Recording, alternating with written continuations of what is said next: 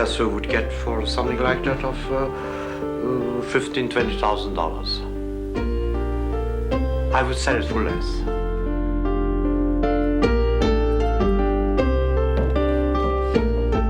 I never offered a painting or a drawing to a museum who didn't buy it. That never refused one. Never.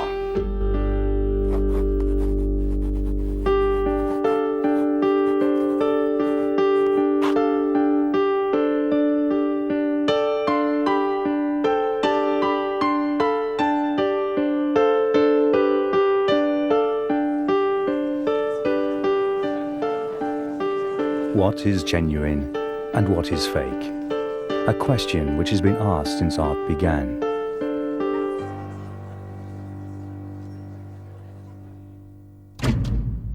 A large seizure of oil paintings and drawings in 1968 by the French state uncovered one of the largest art scandals of the century. Who was this forger, whose brushstroke was so clever that he was at times confused with the greatest of artists?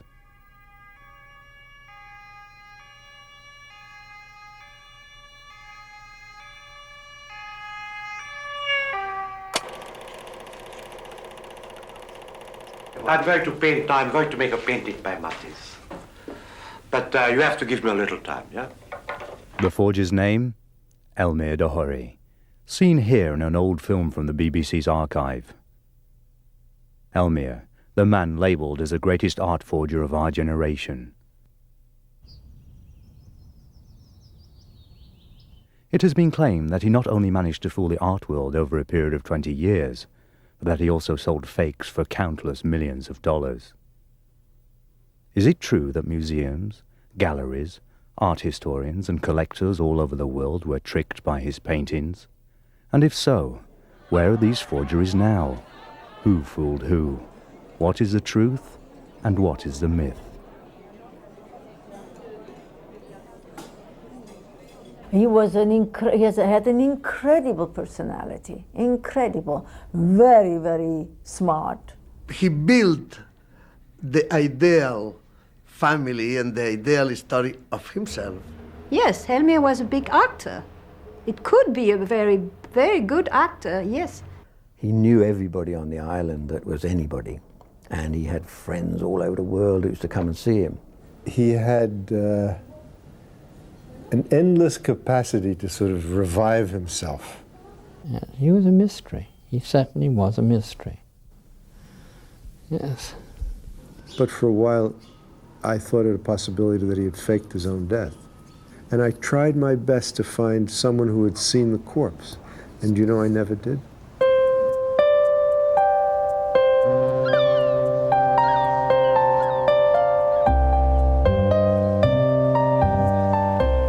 We begin our search into this man's elaborate life and works on the Mediterranean island of Ibiza, where Elmyr spent the last years of his life.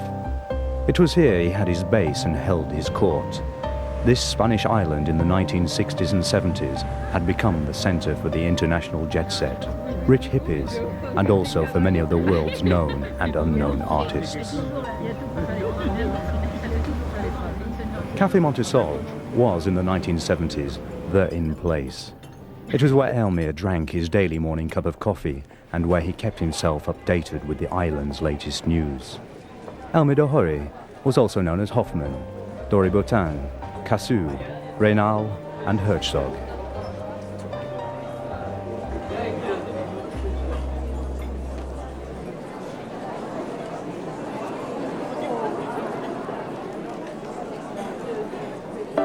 This colourful catalogue is from an exhibition of Elmyr's forgeries held in Tokyo in 1994. Matisse, Picasso, Modigliani, Renoir, Van Gogh, and Van Dongen. Could these forgeries once have been sold as authentic works of art?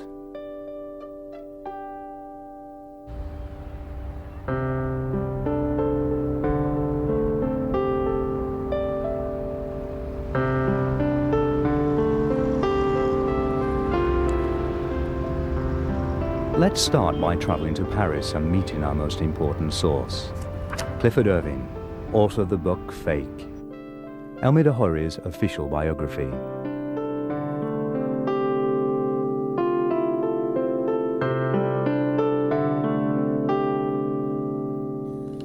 You're not... But the problem with our source is, how reliable is he? Irving is the same man who tried to publish the fabricated biography of the multimillionaire Howard Hughes, and who also made the cover of Time magazine as the 1972 Swindler of the Year.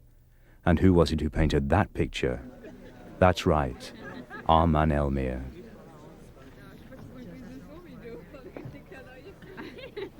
To do a Clifford Irving is a term used nowadays to describe writing a false biography. Clifford and Elmyr, two artists in their own fields, one a writer, the other a painter, both revealed as swindlers, two good friends. We're on the trail, but of what? One of the good things about Elmyr is that he was not evil. There was nothing nasty or vicious about him. He had a vicious tongue when he wanted to, when he didn't like you. But other than that, unlike the Legros and Lessard, he was not vicious. He wasn't. He only wanted to get by and spin this dream. Mallorca, Chopin, Ibiza, Elmyr. The reason we became good friends is that I needed money at the time, and I borrowed money from him, $50, or the equivalent in pesetas. And I went to Elmyr and paid him back. And he said, "You're paying me back?" I said, "Yes." And tears came to his eyes. He said, "That's the first time anyone has ever repaid a loan to me on the island of Ibiza." And that's when we became friends. And then on, he trusted me. How did Elmyr become a painter? We know that he studied at an art academy in Munich, but it was here in Paris where he received his most important impulses.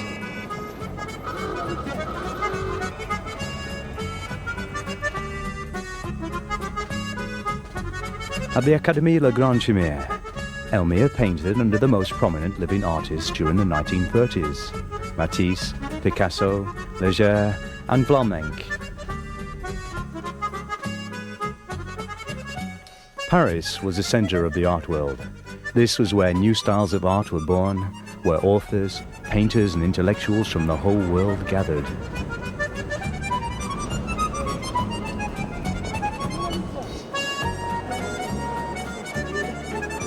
Elmyr tried to live off his own creativity as an artist for many years, but this brought him neither fame nor fortune.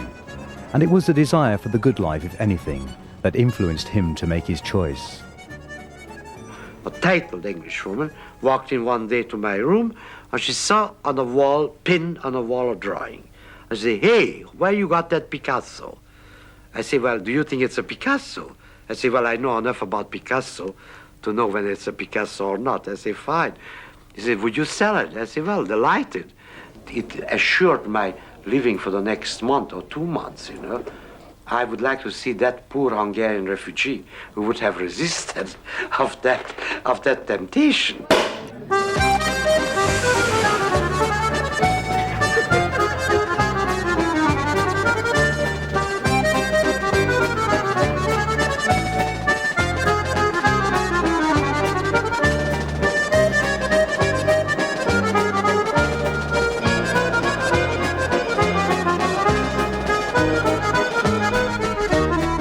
To be a great artist, or even a very fine artist, you have to be focused on that. It has to be the central core of your life. That was not true with Elmyr. The central core of his life were beautiful young men and pretense, and the life of a boulevardier. He loved to sit at the cafe tables talking to people and then have wonderful parties. Artists are not like that. They go to some of those parties so they can meet people to whom they can sell their paintings. They don't give the parties, and he did. Clifford Irving's statement is interesting, but also highly personal. We need to search for some new leads. Here is a picture of a young man. In film taken from the BBC's archive, we can see the very same young man appear discreetly together with Elmyr. His name is Mark Forgy, Elmyr's friend and former flatmate in Ibiza from 1970 to 76. Mark lives alone now. in a house filled with mementos of Elmyr de Hory. His lifestyle is withdrawn, and during the night he works as a security guard. Mark is friendly and tells us that we are the first ones who are interested in hearing about his life with Elmyr. And yes, I do have quite a number of interesting stories. Where would you like to begin? Mark, come here. I want to show you. These are the drawings I made during the time I was in prison. In many respects, he was more of a father to me than my own father. And in that, I mean that at a very early age in my life, because I met him when I was just barely 20,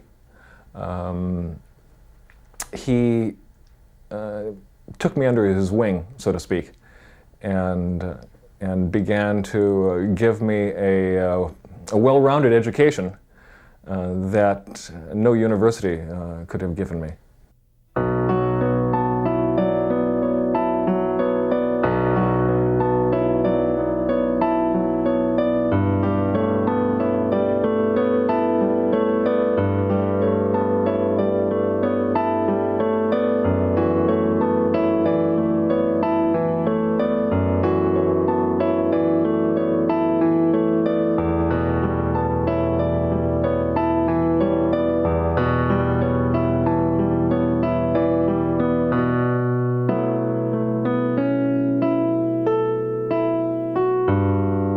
The reason Elmyr was able to succeed so well at what he did for so many years was because he was not a copyist. And that's a very important distinction that must be made.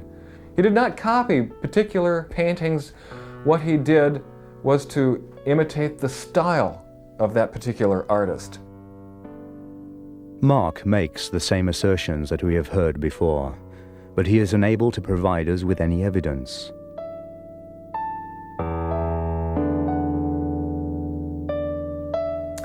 I think one of the questions that frequently comes up when talking about Elmyr is that I think people in the art community, museum directors and so forth, would be interested to really know how much of his work really filtered into the art market. I'm thoroughly convinced that a great many Elmyrs are still extant and exist in legitimate collections of museums and private collections throughout the world.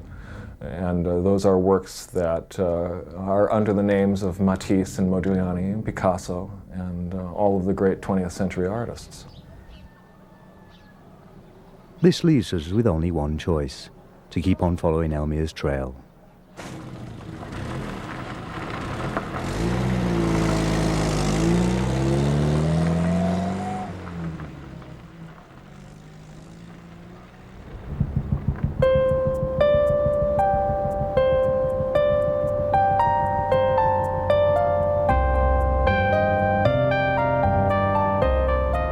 Stockholm. Let's look at a claim Elmyr made himself about something that happened in 1947. I sold 5 drawings to a big gallery called the United or International Gallery in Stockholm.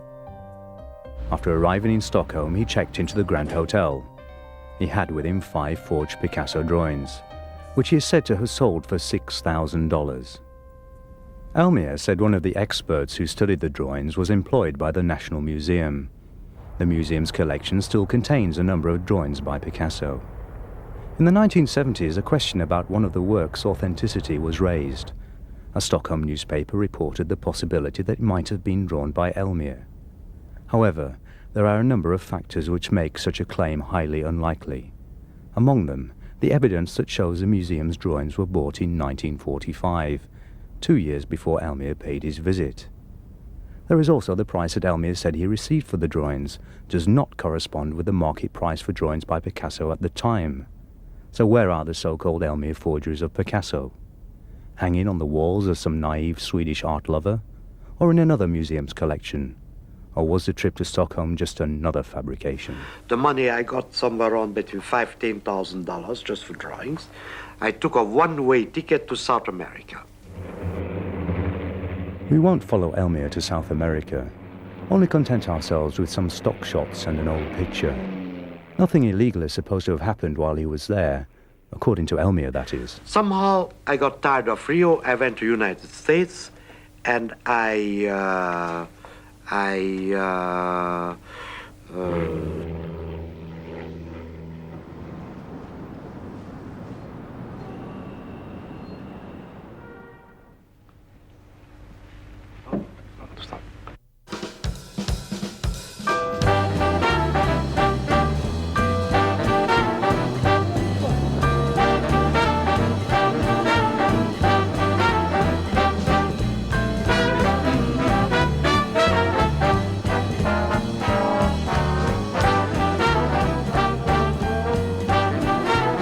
Clifford Irving says it was here in New York that it really started.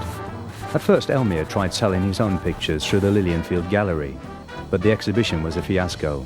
Bad critics and no sales, so Elmyr returned to forgery once more. He drew simple line drawings using a pen or pencil and signed them Picasso. But it is not enough for a forger to imitate an artist's style and signature. The materials also have to be authentic.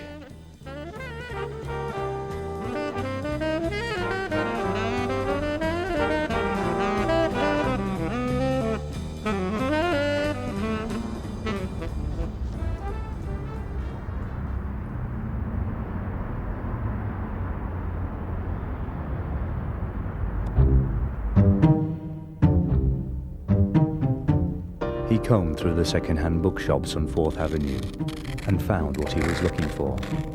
Old French art books that had blank white pages with the characteristic watermark. His first American victim was the New York branch of the Pearls Galleries, where, according to Irving, he sold a Picasso drawing. We contacted Pearls before traveling to New York. Our pleasant conversation was very quickly cut short when we began to talk about Elmyr de Hory. No comments. When we visited Pearls a few months later, the gallery had been closed down.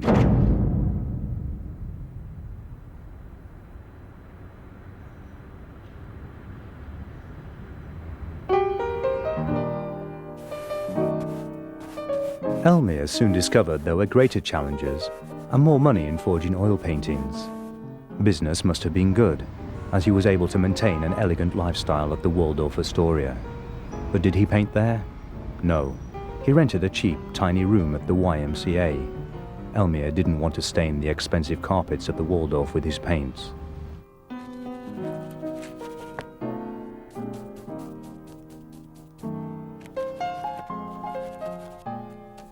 Forging Modigliani works now became his favorite occupation, and he was apparently paid $6,000 for one by the Niveau Gallery.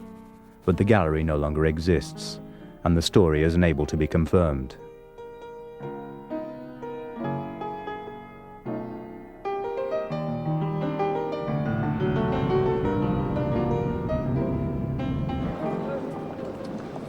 Irving lists several museums and collections in the United States in his book that were apparently swindled by de Hory, including the William Rockhill Nelson Gallery of Art and the Atkins Museum of Fine Art in Kansas, the Detroit Art Museum, the Chicago Art Institute, the Fogg Art Museum in Boston, and the Museum of Modern Art in New York.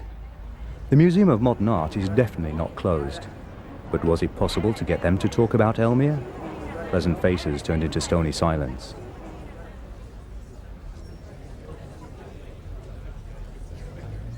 Clifford Irving had the same experience when working on his research for Elmyr's biography. He tells us about some of the typical answers from the various museum directors and gallery owners. No. You'd be wasting your time coming here, they said, to talk to us. We have nothing to tell you. Elmyr always said that. If a painting or drawing hangs in an established collection long enough, it becomes real. And this is a good illustration of that.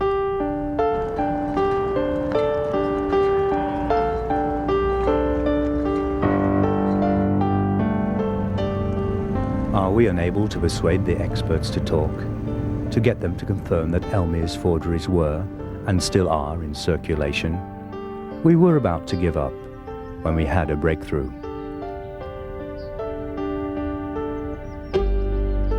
The Fogg Art Museum in Boston.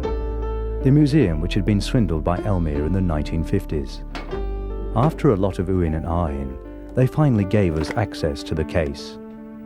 In the Fogg archives, we searched through the correspondence between Elmyr, alias Mr. A. Renal, and the then curator, Agnes Mongan.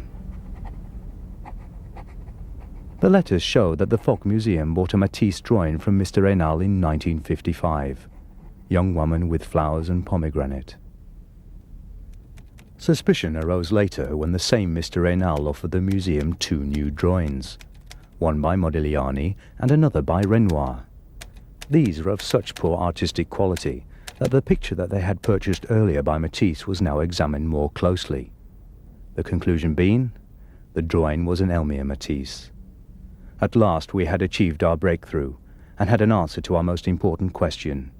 Elmyr had clearly managed to swindle a prominent university museum in the United States, at least for a while, and finally we were able to look at a genuine Elmyr forgery.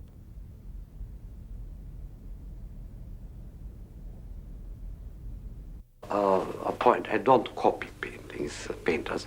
I paint in a certain style. It could be in the style of Matisse, or in the style of Modigliani, the style of Picasso. How could a recognized university museum be swindled by the forger Elmyr de Hory?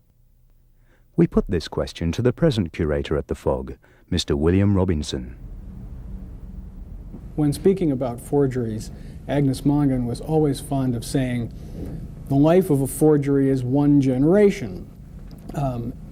Looking at a de Hory drawing 30 years later certainly reveals to us the stylistic characteristics of the 1950s that were in de Hory's own style. In retrospect, and with the knowledge that they are forgeries, we can easily recognize the weaknesses in de Hory's work, the lines that don't describe volume, the emphasis on the decorative and superficial characteristics of Matisse's line. Matisse drawings line were never that sure as mine. He was hesitant when he made a drawing, you know. These are qualities that instantly reveal themselves to us now, and but were evidently less apparent to those who consider the drawings in the 1950s. In 1955, the museum printed a Matisse postcard. When it was shown to be by Elmyr de Hory, the card was quickly withdrawn and the stock destroyed. We asked Mr. Robinson if he believed that any of Elmyr's fakes were still hanging on the walls of museums and art galleries. I am sure that other museums hold works by de Hory. I don't know of specific instances that I could cite. We'll take Mr. Robinson's word for it, before following an interesting trail that leads us to the Henie Onstad Art Centre, situated on the outskirts of Oslo. In his biography, The Great Swindler, Fernand Legros claims that Sonja Henie was one of his best customers. Are there any fakes to be found in this collection? Well,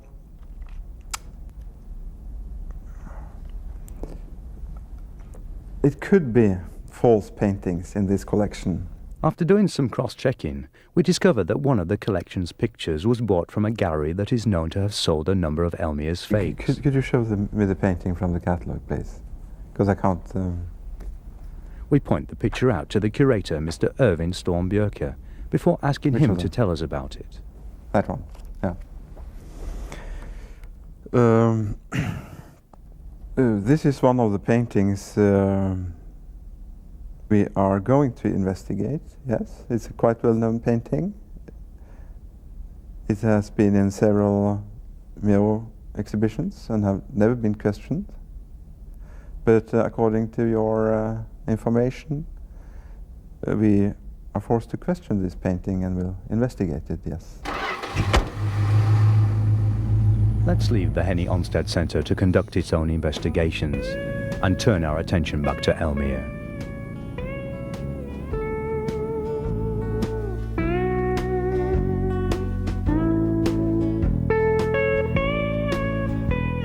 For the next 12 years, Elmyr de Hory crossed the length and breadth of the United States, during which time he used a number of pseudonyms, such as E. Reynal, Louis Cassou, Elmyr Hoffman, and Baron Herzog.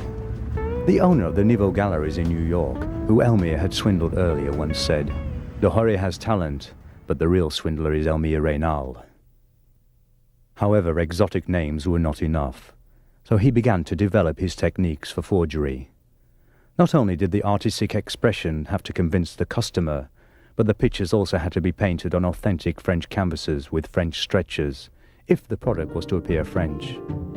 Imitating the age of the fake was also necessary if it was to appear to be from the correct period. Elmyr employed carpenters to replicate French stretchers, which he himself had patinated. On the back, he glued a new canvas over the one that was already painted. This method, known as relining, is a technique used for restoring pictures which have been damaged or become worn through age.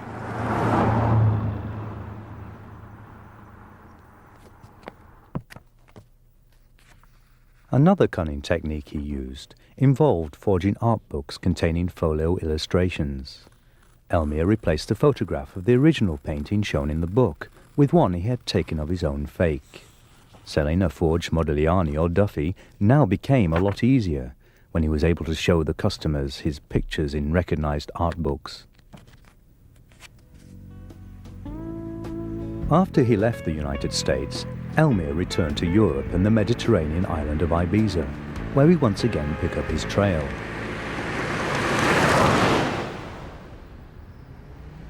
Before we delve into the dramatic years in Ibiza, the scandals, the exposure and the tragic end, let us try and get a clearer impression of Elmyr. One thing that we're almost certain about, Elmyr de Hory was Hungarian.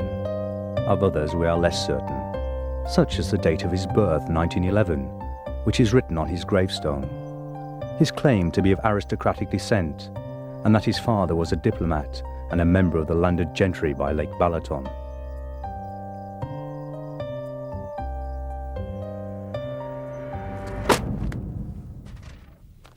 Mark told us some of the tales which Elmyr had made up, but also added, Elmyr portrayed a childhood that was bourgeois, comfortable, and I have no reason to disbelieve that from some of the early family photos that I possess of him. It would show that his mother and his aunt, and for example, they were very elegant people of probably a high bourgeoisie.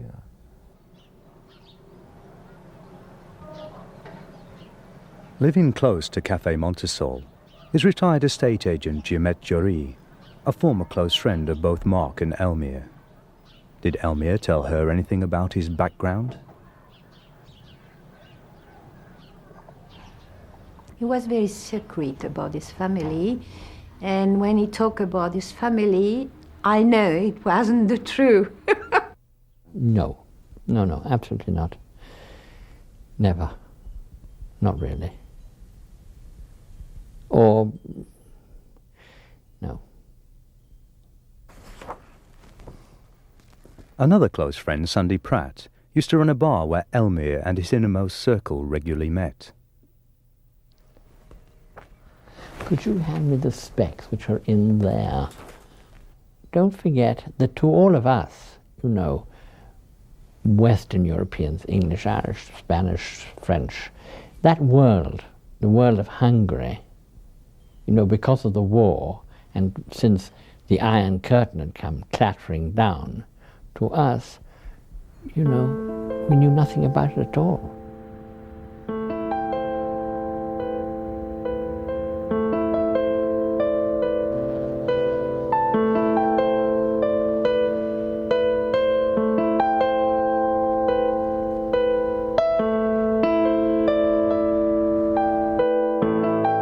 I know only what Elmyr told me, which was always a fairy tale of Mama coming down this grand staircase wearing a gown for a ball where the Countess of such and such was going to be there and the Duke of so and so, and Elmyr would be crying at the bottom of the stairs because Mama was leaving him alone yet another night. That was the version of his childhood that he told most of us.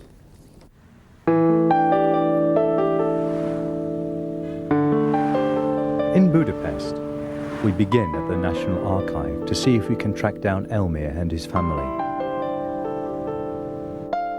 But we are unable to find any trace of a diplomat or member of the landed gentry which matches one of Elmyr's many surnames, Hory, Hoffman or Herzog.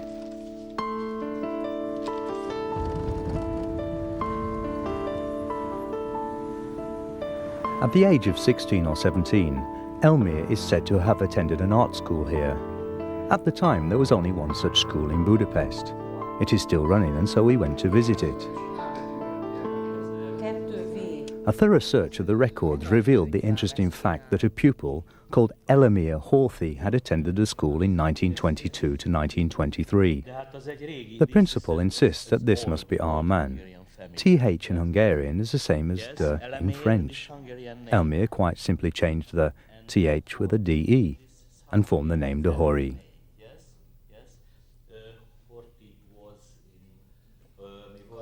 According to the school's ledgers, Elmyr was born in 1905 and not 1911 as stated on his gravestone. So another forgery by Elmyr is brought to light. It also confirms Mark's statement that Elmyr liked pretending he was younger than he actually was. The records also show that he was a Calvinist.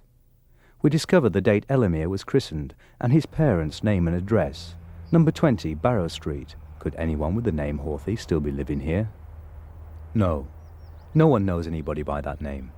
Neither is there anything noble about this part of town, the place where Elmyr probably grew up at the turn of the century. It is a middle-class area, without a trace of Hungarian aristocracy. We returned to Ibiza and talked to Elmyr's old friends in order to continue our search. Vicente Ribas's home has a view over the main street and Café Montesol. He is a prominent lawyer, knows everyone who is worth knowing in Ibiza, and was a central figure in Elmyr's circle of friends.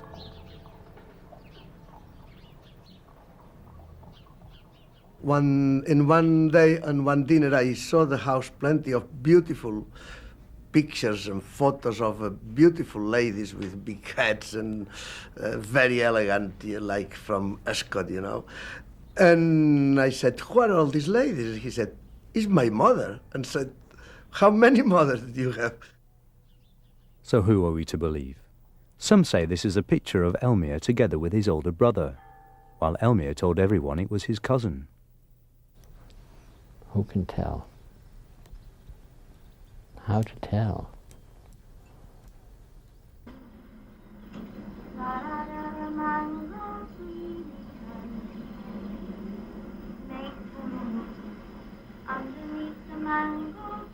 Former James Bond girl Ursula Andress, actress and sex symbol of the 1960s and 70s, was another of Elmyr's many friends from Ibiza's international jet set. Yes, I had just seen as a guest a very dear old friend of mine, Ursula Andress, and I tried to talk her into it to stay here because I think we two together would have the most perfect Beauty and the Beast.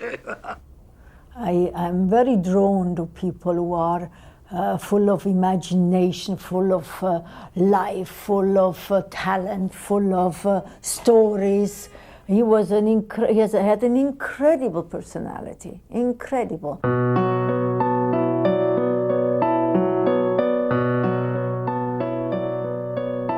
I see him so clear in front of me always. I see him with the white hair, with the big brown eyes, and having the rings and the chains and his basket, where he had everything in his basket. It was like a magic basket he had, always with him.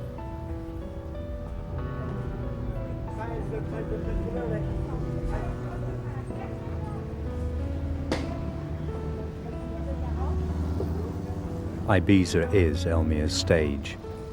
In the open, he has the island society in the palm of his hands, while he paints in secret. There is no one to equal him. Business is good, and in contrast to his time in the United States, others have now taken over the responsibility for selling his pictures.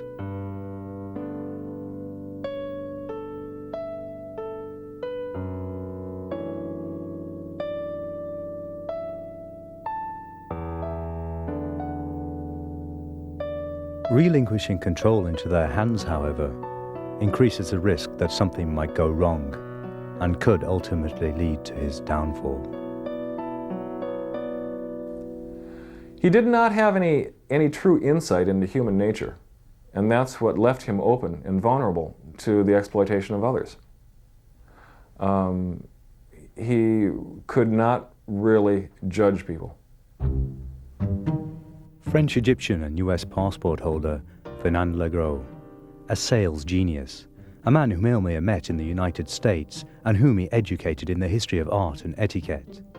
Legros, a man renowned for his expensive taste, silk suits, expensive jewelry, exclusive cars, and young men.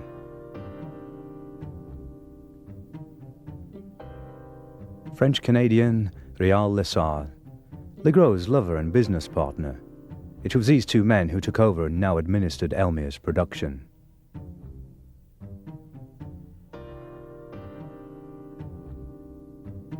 Lessard and Fernand Legros. He was the expert at selling. They needed a place to keep these paintings. They brought a lot of paintings to England, and England was an easy place to fly into. Spain was always difficult, but England was easy. I lived near the airport. They used to fly in, pick up a few paintings, fly out somewhere, give me a little bit of incentive to keep them, and so that's how I got some of these paintings. Just outside London, we meet Anthony Hugo in another apartment filled with pictures by Elmyr, a former smuggler who during Franco's reign captained a boat which trafficked contraband between Gibraltar and Spain. Today he describes his occupation as an artist's agent. He knew Elmyr well and was an important business partner of Lessard and Legros.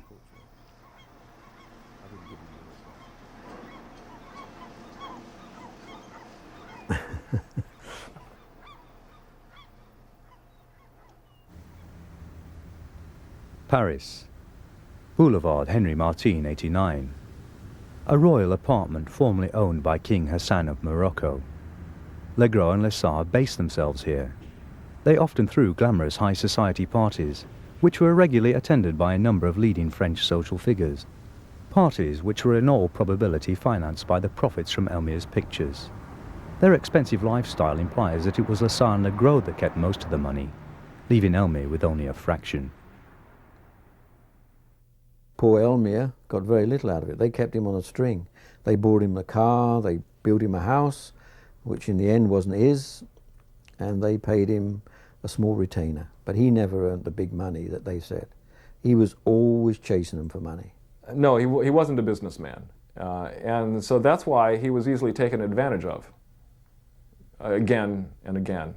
Elmyr had some crazy idea that if he did the paintings but didn't do the fake signature, then he hadn't done anything wrong. He hadn't committed a crime of anything. So Royal said, well, if you're too weak-kneed to do the signatures, don't worry about it, I'll do them. And he did. I remember Elmyr always, oh, no, I never ever sign one of those. I do not sign. It's all the galleries who do that to make more money.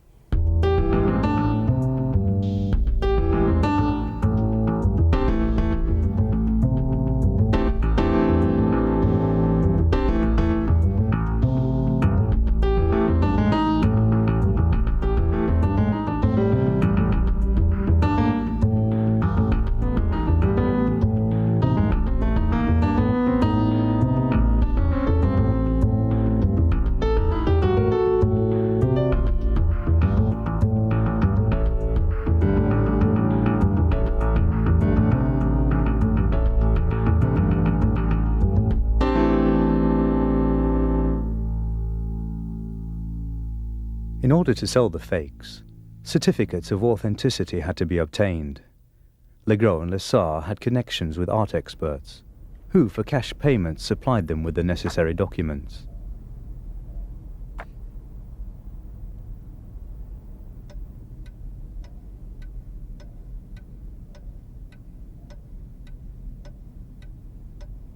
And in the case of Elmyr's Kees van Dongen's forgery, Woman with a Necklace, The two men visited the very old and near-sighted Van Dongen and persuaded him to write a certificate of authenticity, as Elmyr's picture looked suspiciously like his own. These were just some of their methods. They also had and found a French government official who was what the French government called an art expert. And this guy also was down on his luck. He was an old man and they bribed him. And this man supplied many certificates for paintings they sold in South America, Australia, Japan, and America. In the 1960s, Alger Hertel Meadows, who owned the General American Oil Company, built up an impressive collection of post-impressionist paintings, many of which had been bought from Legros. An art expert examined Mr. Meadows' collection in 1967 and quickly verified that 40 of the 60 or so paintings were fakes, painted by Elmyr de Hory. This formed the basis for the trial. One day, one very special day, everything exploded around me. Elmyr phoned me up and said, right, he said, all the paintings you got, burn them. Burn everything, destroy everything. I don't want nothing left. I said, why? Don't ask questions. Just please, you're a friend of mine, do this thing for me. Of course, I looked at these fantastic works of art, and only a madman would have burned them. So I hid them away. Legros was on the run. He went to Switzerland. He got arrested in Switzerland, and the same with Lessard.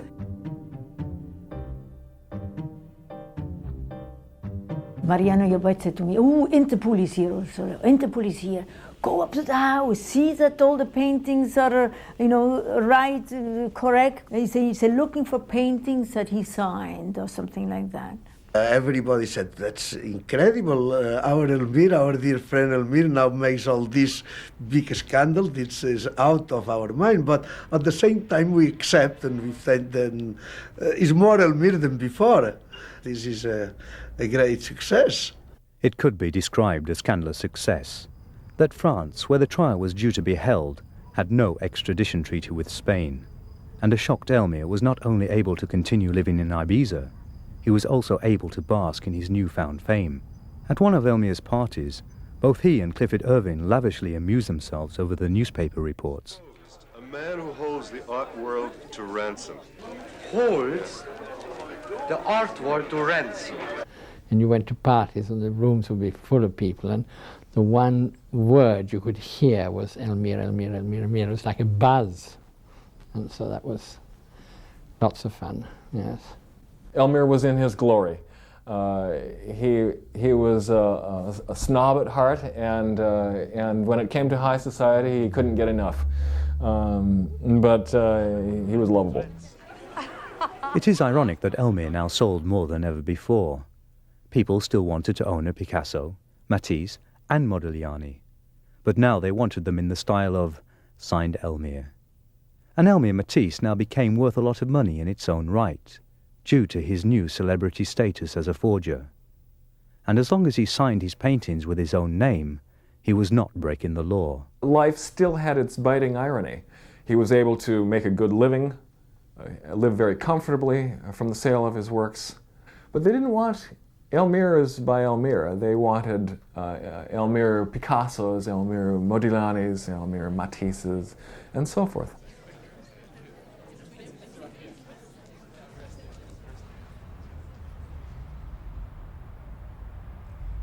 The seizures and the extent of Elmyr's activities as a swindler were enormous, and encouraged the French and Spanish authorities to cooperate in bringing about his extradition, so that he could finally be brought to trial.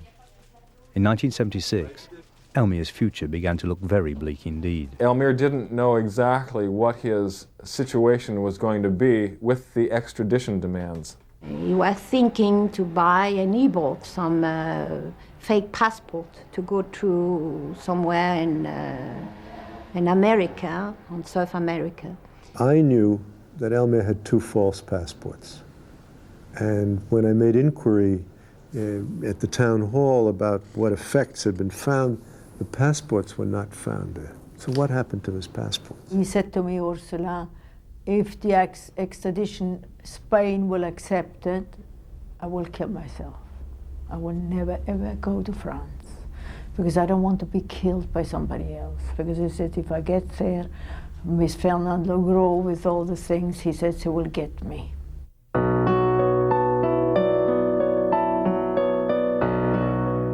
The story I heard that they were going to stage a suicide pact with him, but just at the last minute, Elmyr was going to be found, taken to the hospital. His stomach was going to be pumped, and he was going to be all right. But he was going to be so ill, there was no way that they could send him back to France. After the trial, I was given this information that he was going to be extradited.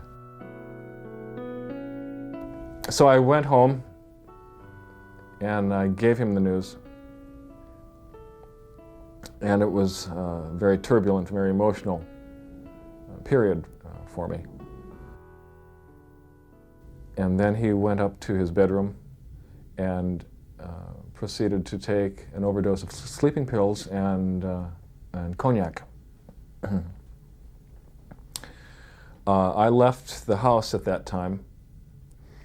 I went into town and I met with Guillemette. I told her the news. Please, it's something bad with Elmyr. Please come. And then I go with a friend of mine. We was 3, and we find him in his bedroom. And I tried to rouse him, shake him, and I said, Elmyr. Well, he turned upward and looked at me, but I could tell from the expression in his eyes, the gaze was quite distant. It was in life, I think so. I feel it was some respiration. Henry and I then proceeded to lift him from the bed, and we were going to take him to the clinic in Ibiza. And he died in my arms.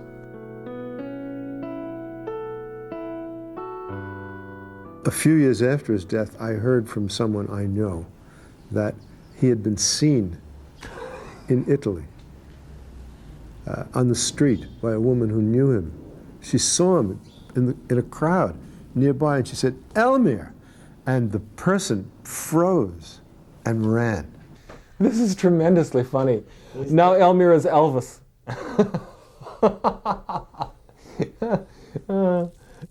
Even after Elmyr's death, his forgeries, as we have shown, still continue to be sold as originals.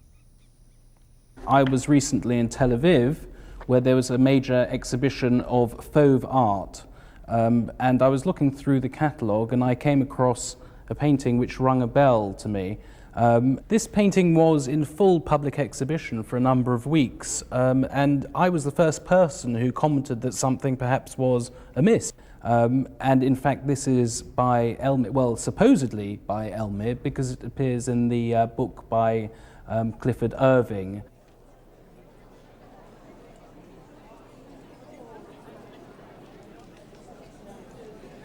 We still have the catalogue with us, from the large exhibition of Elmyr's forgeries held in Japan. This is a catalogue which first awoke our curiosity about Elmyr de Hory. Paintings. Well, the catalogue is brilliant. I mean, the outside looks wonderful, doesn't it? It looks absolutely wonderful.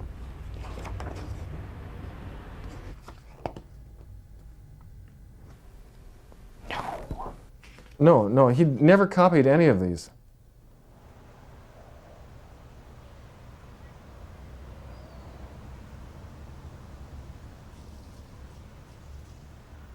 We took it with us to London, showed it to Sotheby's, and asked them for their comments on some of the paintings. Well, I have to say they're not as high quality copies as I've experienced from Elmyr himself. I have to say that. My God, what's that? Japanese Modigliani or what?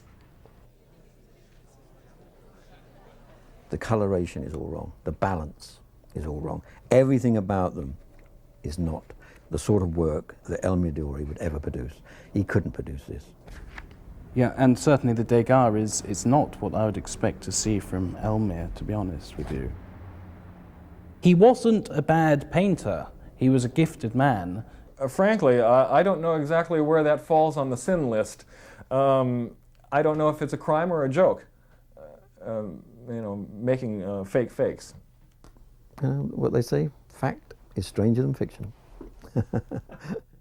If there is anything to be learnt by all this, it is that as long as there is an art market, there will always be forgers. Or as the old saying goes, if fools did not go to markets, cracked pots and false swears would not be sold.